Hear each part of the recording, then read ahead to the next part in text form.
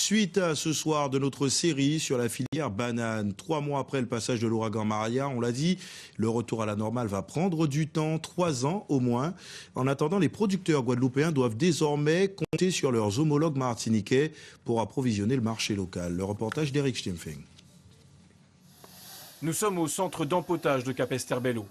Depuis le passage de l'ouragan Maria, l'activité se résume à une matinée par semaine. Une matinée durant laquelle est réceptionnée la banane de Martinique. Car à la différence de la Guadeloupe où la filière est sinistrée à 100%, l'île Sœur n'a été impactée qu'à hauteur de 30%.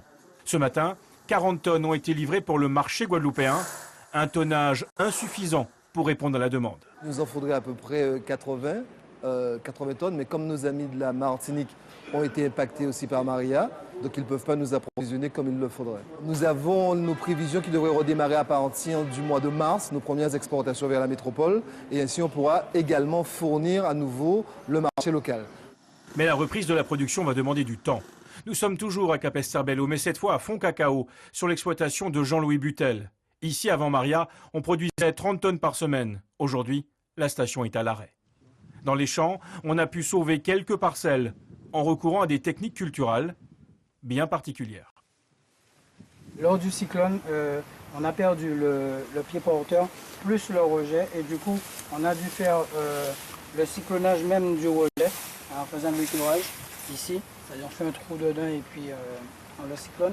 Et pour pouvoir récupérer le rejet et le bon rejet dans l'axe de façon à garder la parcelle bien alignée pour les années à venir.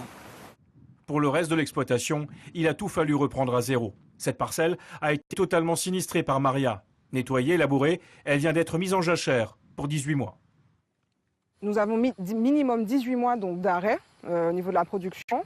Et le temps de replanter et d'arriver à un prochain processus de récolte, on sera sur à peu près 8-9 mois en plus. Donc on est sur largement plus de 2 ans, entre 2 à 3 ans avant de revenir en production.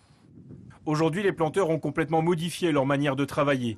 Jachères et plantes de couverture permettent désormais de diminuer fortement l'utilisation des pesticides et autres herbicides chimiques. Mais cela demande davantage de temps.